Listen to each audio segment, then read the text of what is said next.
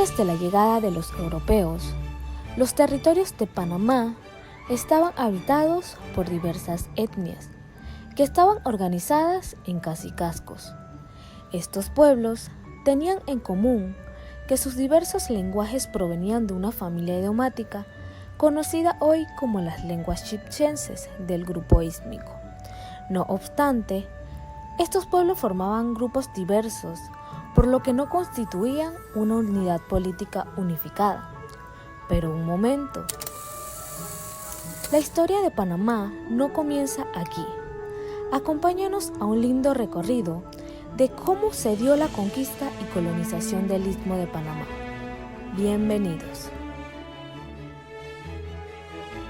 Universidad de Panamá, Centro Regional Universitario de Coclé, Facultad de Administración de Empresas y Contabilidad, la licenciatura en Ingeniería de Operaciones y Logística Empresarial. Muy buenas tardes, respetada profesora Antia Castillero y compañero.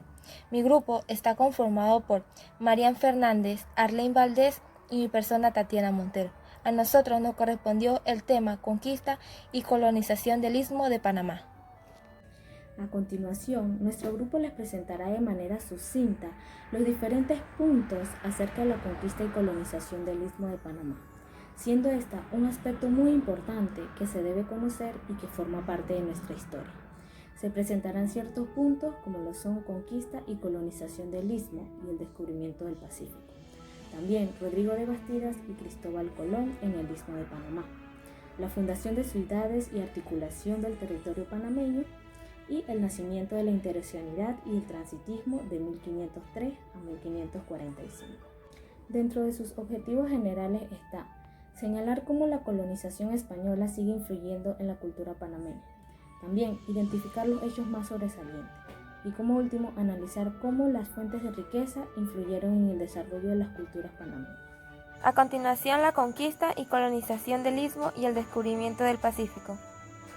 Una vez consolidado el dominio hispano en las Antillas, concretamente en la Española, algunos capitanes ávidos de riqueza, honra y poder consiguieron autorizaciones de la corona para realizar las llamadas empresas de rescate, que más que nada se trataba de tomar contactos con los indígenas de tierra firme, actualmente en las costas atlánticas de Centroamérica y Colombia, para intercambiar con ellos chucherías por oro.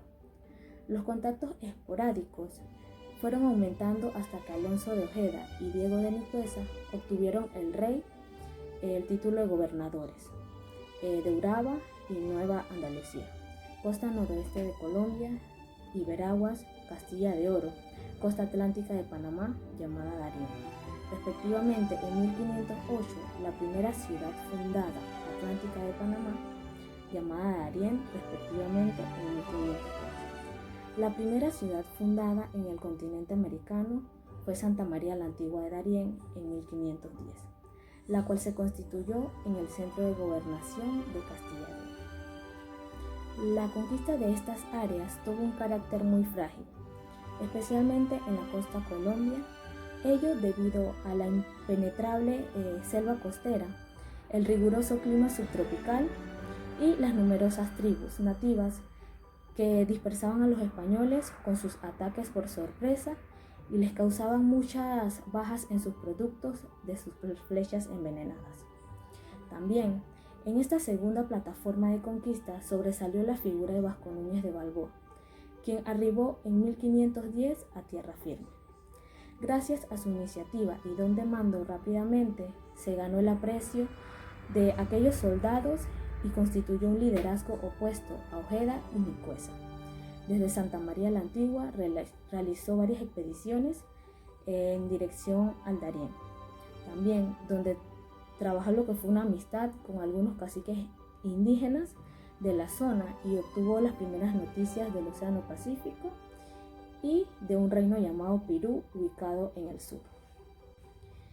En 1513, al frente de 190 españoles y 810 indígenas, Balboa se dirigió al Istmo de Panamá tras una penosa marcha. Los 67 sobrevivientes de la comitiva vislumbraron desde las alturas del Mar del Sur, que luego recibió el nombre del Océano Pacífico. Al fin se había alcanzado uno de los objetivos del ciclo colombino. encontrar un paso para poder acceder a las lejanas islas orientales de las especies. Esto quiere decir que todo estaba dado para que Balboa asumiera el gobierno de Castilla de Oro y continuara la conquista de esa región. No obstante, intrigas cortesanas motivaron el nombramiento de Pedro Arias Dávila, conocido después como el Furor Domini Pedrarias, en calidad del gobernador. Arribó a sus dominios en 1514, acompañados por 1.200 hombres destinados a colonizar el Gran Daria. No tardaron en generarse los conflictos de poder entre Balboa y Pedrarias, y a pesar de que el primero se convirtió en yerno del gobernador, fue apresado y acusado de traición. Para 1519, Balboa fue ejecutado en la recientemente fundada ciudad de Panamá, frente al mar que había avisado unos años antes. Desde Panamá, Pedrarias persiguió la incorporación del territorio a su gobernación, agregando en la década de 1520 las actuales zonas de Nicaragua y Honduras. Pedro de los Ríos, sucesor de Pedrarias, afianzó la conquista y autorizó nuevas expediciones por el Pacífico, mientras que Colombia y Venezuela, mientras tanto, no fueron colonizadas y solamente sirvieron de refugio a los buscadores de perla que se concentraron en las islas de Cubagua y Margarita. La conquista definitiva del interior colombiano recién se concretaría a partir de la Segunda Guerra de la mitad del siglo. Rodrigo de Bastidas y Cristóbal Colón en el Istmo de Panamá. Antes de la llegada de Cristóbal Colón a lo que hoy es Panamá, le correspondió a un notario sevillano el honor de recorrer por primera vez las tierras isleñas. Rodrigo Galván de Bastidas, natural de Triana en Sevilla, llegó a las costas de Panamá en 1501. Para 1493 había acompañado a Colón en su segundo viaje. El 5 de junio de 1500 celebró un contrato con la corona, mediante la cual se le concedió la licencia para descubrir las islas o las tierras no visitadas por el almirante del mar Océano, ni otros navegantes o que pertenecieran a la corona lusitana o a partir de las costas del Cabo de la Vela o Coquibacoa. En 1501 zarpó del puerto de Cádiz en 2 naves, San Antón y Santa María de Gracia, más un bergantín y un chinchorro. También en este viaje lo acompañó, entre otros, el piloto Juan de la Cosa y un oscuro hidalgo llamado Vasco Núñez de Balboa. Luego de recorrer las costas del litoral venezolano, Bastidas descubre el río Magdalena, además de las tierras e islas entre este río y el Golfo de Urabá. Una vez cruzado el mismo, llegó a las costas panameñas, lo que hoy es la comarca Gunayala, hasta el puerto que él bautizó en su honor como el Escribano. No obstante, debido al deterioro de las naves, se ve obligado a dirigirse hacia la Española, en donde estaba la principal base de las operaciones de los viajeros españoles. Al llegar a las costas de la isla La Española, se produce el naufragio de una de sus naves, de la que logra salvar su carga.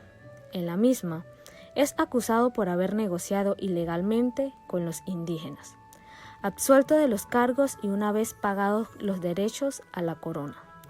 Obtiene por parte de los reyes católicos el cobro de una renta anual sobre los rendimientos de la provincia de Urabá, que había descubierto. De regreso al Nuevo Mundo, fundó la ciudad de Santa Marta, hoy capital del departamento colombiano de Magdalena. Estuvo a punto de morir en manos de Juan Villafuerte, su lugarteniente, quien había dirigido una conspiración contra Bastidas. Herido en el atentado, intentó regresar a Santo Domingo. El 28 de julio de 1527, al recalar su buque en Santiago de Cuba, fallece el descubridor del Istmo. Sus restos reposan en la Catedral de Santiago, capital de la República Dominicana, debajo de una losa que sirve de grada al altar. A fin de buscar las célebres minas de oro, el almirante regresa a las costas veragüenses tras un viaje lleno de vientos adversos y un mar agitado. Colón efectúa su cuarto viaje, luego de que Vasco de Gama abriera a los portugueses una ruta a la India navegando por África. En compañía de su hermano, el adelantado Bartolomé, y su hijo Fernando, el almirante zarpa de Cádiz en mayo de 1502 con las naves la Capitana, la Gallega, la Vizcaína y la de Santiago de Palo. Luego de llegar a varias islas de las Antillas, logró recorrer las costas que va desde el Cabo de Gracias de Dios de Honduras hasta Cariarí, Puerto Limón en Costa Rica. Colón llega a las espaciosas bahías de Caribaro, conocida como Bahía Almirante, el 6 de octubre de 1502. Posteriormente arriba a la laguna Agurema, Chiriquí, el 17 de octubre a las costas de Veraguas. En estas tierras la escuadra logró adquirir piezas de oro por parte de los indígenas durante el reconocimiento de las costas veragüenses, a las alturas de la isla Escudo. El almirante llega a la desembocadura del gran río Calobébora, luego hasta el puerto Retrete, aquel que Bastida llamó Escribano, pasando previamente por la desembocadura del río Chagre, llamado Río de Lagarto. El 2 de noviembre de 1502 llega a una bella bahía a la que bautizó Portobelo. A fin de buscar las célebres minas de oro, el almirante regresa a las costas veragüenses.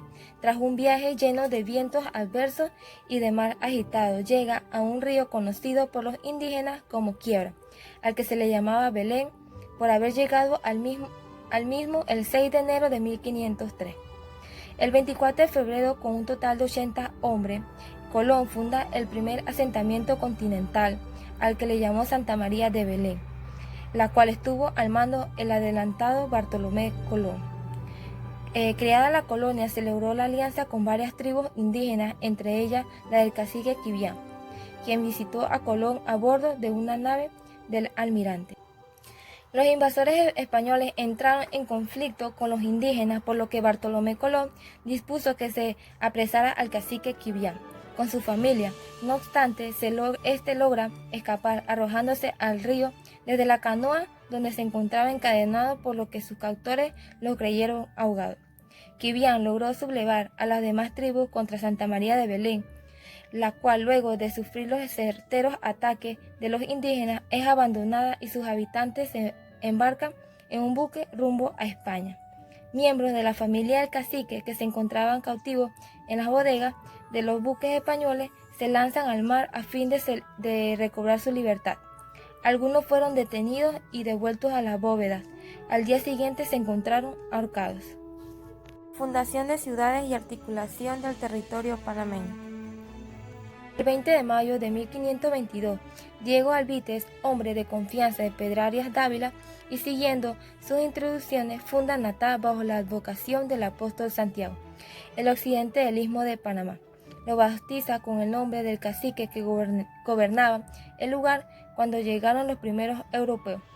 Con esta fundación, Pedrarias continuaba a la vez que consolidaba un programa de poblamiento coherente y sistemático, iniciando años atrás. Como parte de este programa, lo primero fundado fue Panamá en 1519, al año siguiente Nombre de Dios y finalmente Natá, a lo que poco le sigue Fonseca, en el extremo occidental del istmo, aunque esta última desaparece poco después. Pero antes de Pedrarias hubo en el istmo otros experimentos funcionales, todos ellos fallidos. En 1503, durante su cuarto viaje, Colón funda Belén, al norte de Veraguas, por los indios veragüenses encabezados por Quibián. Lo atacaron, obligando a abandonarlo. En 1508, Lope de Olano, lugarteniente de Diego Nicuesa, quien había suscrito una capitulación con la corona para conquistar Veraguas, volvió a reprobarla con el mismo nombre de Belén, pero nuevamente fue abandonada tras 8 meses de penosa existencia. En 1510, Vasco Núñez de Balboa y Martín Fernández de Enciso fundaron La Guardia, luego rebautizada Santa María la Antigua del Darién, pero esta fue abandonada en 1524, cuando es reemplazada por Nombre de Dios como terminal del Caribe y sede de función del capital en favor de Panamá.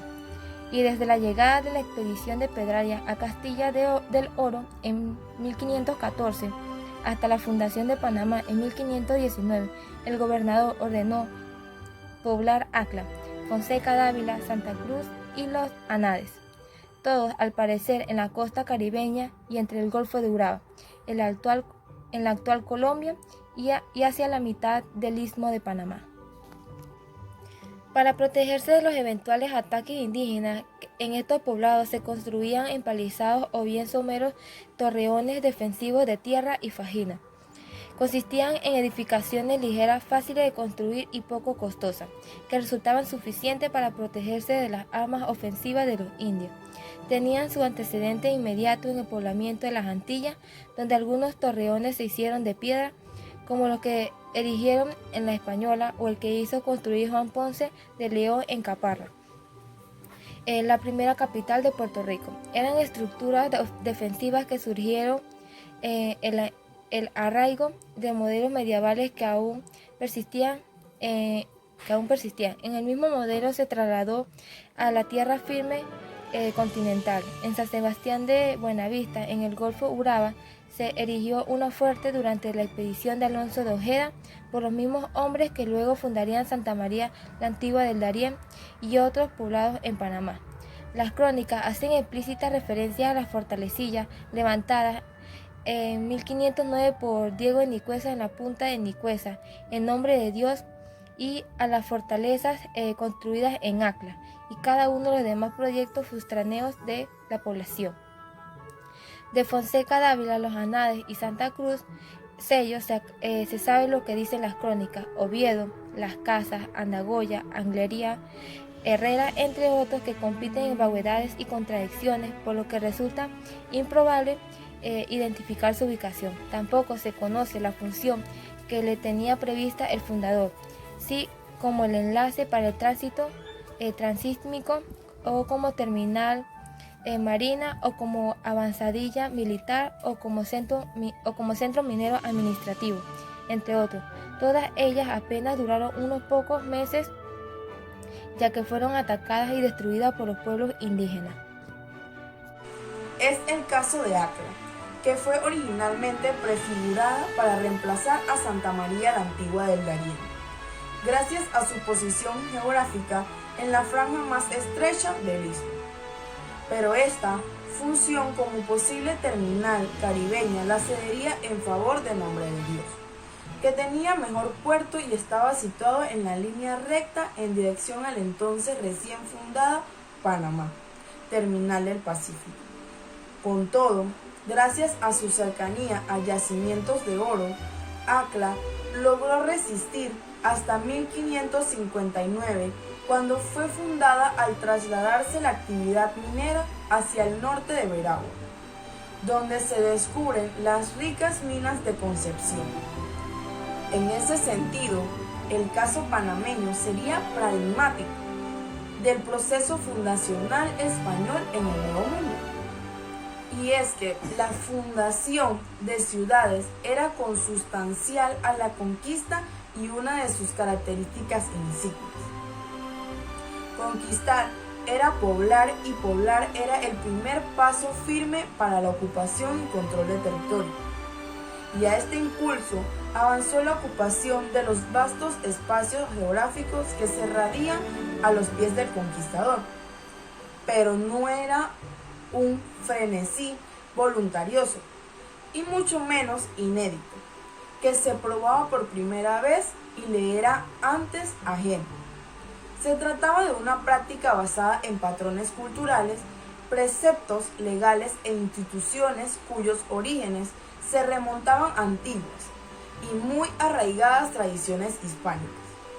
No puede olvidarse que, en la tradición peninsular, el hecho urbano constituye esencialmente un título jurídico de ocupación y población, paso que era indispensable para complementar el título de descubrimiento del territorio. Eran actos formales necesarios para legitimar a las acciones de la conquista. Nacimiento de la interoceanidad y el transitismo de 1503 y 1545. Aunque desde 1503 Cristóbal Colón llega a vislumbrar la condición ísmica de nuestro territorio, el llamado descubrimiento intelectual del istmo, durante el cuarto viaje a las tierras que sus habitantes denominaban Avila Yala, Solo fue a partir de 1513 cuando Vasco Núñez de Balboa descubre el llamado Mar del Sur, Océano Pacífico hoy, que la corona española definió la interoceanidad del istmo, esto es, su condición de territorio, paso que permitió comunicar bajo la hegemonía de Europa. En Panamá, el tránsito interoceánico ha desempeñado un importante papel en el desarrollo histórico del istmo durante miles de años, a partir de múltiples rutas existentes en el territorio. De 5 siglos hacia acá, sin embargo, ese tránsito se ha concentrado en una ruta específica para una función específica: facilitar la circulación del capital a escala mundial. De allí, ha resuelto una formación económico-social que podemos llamar transitista, cuya formulación teórica no se origina en nuestro marxismo, sino desde nuestro liberalismo.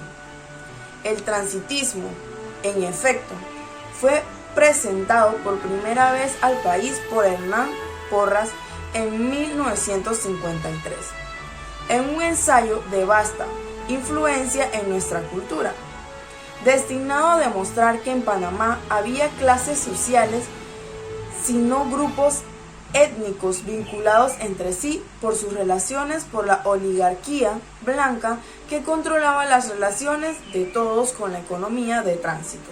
20 años después, el transitismo fue objeto de generalización teórica por parte del historiador Alfredo Castillero. Eran tiempos nuevos. La oligarquía blanca había perdido el control político de la situación, y una alianza entre los cholos del interior y los mestizos de la capital negociaba con Estados Unidos el fin de su enclave colonial en Panamá. Desde esa circunstancia, Castillero enfatizó 3 rasgos fundamentales en el transitismo. Uno fue la concentración del tránsito interoceánico por una sola ruta, bajo control de una potencia extranjera.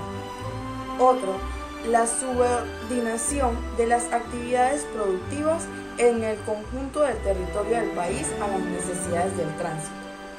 Y el último, la concentración de la renta producida por el tránsito y del poder político en el istmo en los sectores sociales que controlan esa actividad. El factor determinante en la formación transitista panameña durante el siglo XX radicó en el control del corredor interoceánico por una potencia extranjera. En el siglo XXI, la integración del canal a la economía interna y del país al mercado global crearon una circunstancia inédita en nuestra historia. Esto, a su vez, inauguró un proceso de transición que aún está en marcha y que determinará en su momento las nuevas formas de organización del país. Conclusiones. Tal como esta investigación ha demostrado ser de mucha importancia, sabiendo que la historia moderna de Panamá empieza en 1501, cuando Rodrigo Galván de Bastida, sevillano, escribano del barrio de Triana, dualista y notario, visitó las costas septentrionales del Istmo de Panamá, poco más de 8 años después de que Cristóbal Colón pusiese un pie por primera vez en el Nuevo Mundo. De igual forma, creemos que el Istmo de Panamá tiene una larga historia sobre la conquista y se empezó a dar desde aproximadamente los años 1508 en adelante. Y a su vez podemos agregar que estas áreas fueron de carácter muy frágil y trajo consigo algunos conflictos con las costas colombianas, gracias a los ataques inesperados de los españoles. A pesar de todo, también se logró fundar un sinfín de ciudades que a medida que va pasando el tiempo se van agregando más y más a la lista, haciendo de este un lugar numeroso, sabiendo que es un país de tránsito transísmico. Finalmente, gracias a estos personajes que fueron parte importante y esencial en la conquista, colonización, descubrimiento y la fundación de ciudades, entre otras cosas, tenemos una larga y bonita historia que contar sobre los acontecimientos ocurridos en el Istmo de Panamá a lo largo de los años. A continuación, el glosario de pequeñas palabras que encontramos en la investigación. 1. Dominio, poder que posee sobre el uso y disposición de lo que es suyo. 2. Hispano, relativo a los países de América que fueron colonizados por países europeos de origen latino o a sus habitantes. 3. Antillas, conjunto de archipiélagos que están ubicados en el mar Caribe del continente americano, que continuamente fueron descubiertas por Cristóbal Colón en la llegada a América. 4. Conquista, proceso de toma de territorios mediante la fuerza a lo largo de la historia. Han sido muchos los procesos de estas características, siendo el más representativo el que se dio en América cuando chocaron las sociedades primitivas. 5. Colonización, establecimiento de un conjunto de personas en un territorio alejado de su pueblo, país o región de origen, con la intención de probarlo y explotar sus riquezas. 6. Castilla de Oro, antigua gobernación ubicada en la región occidental del antiguo territorio denominado Reino de Tierra Firme, segregada en 1514 en Veragua por el descubrimiento del Océano Pacífico en tiempos de colonización española. 7. Istmo, unión de dos áreas a través de una franja estrecha de territorio, permitiendo que dos extensiones diferenciadas se mantengan en contacto. 8. Descubrimiento, hallazgo o encuentro de algo que era oculto, secreto o desconocido, siendo una observación novedosa de ciertos aspectos de la realidad. 9. Territorio, lugar o área delimitada bajo la propiedad de una persona o grupo. 10. Indígenas, pertenecientes a pueblos originarios de una región o territorio desde su familia, culturas, vivencias, son nativas del lugar donde nacieron y han sido transmitidas por varias generaciones.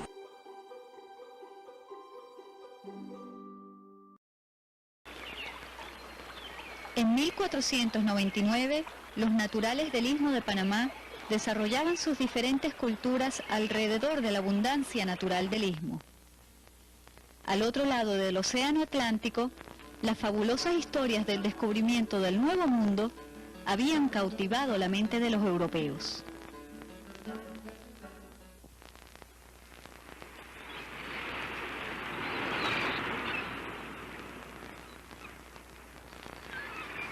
Uno de estos españoles que soñaban con aventurarse a este nuevo mundo era Rodrigo de Bastidas. Este organizó una expedición, la cual zarpó en octubre de 1500. La expedición de Bastidas llegó a las costas del Istmo de Panamá alrededor del mes de octubre de 1501. Bastidas recorrió la costa norte de Panamá, desde el Golfo de Darién, a través de las actuales islas de San Blas, hasta el sitio de las futuras ciudades de Nombre de Dios y posiblemente la bahía de Portobelo. Luego de recopilar gran cantidad de oro y perlas, Bastidas tuvo que abandonar su expedición debido al mal estado de sus naves. Después de muchas penas, Bastidas llegó de vuelta a España solo con una parte del tesoro. Los reyes lo premiaron por su hazaña y éste regresó al Nuevo Mundo con su familia.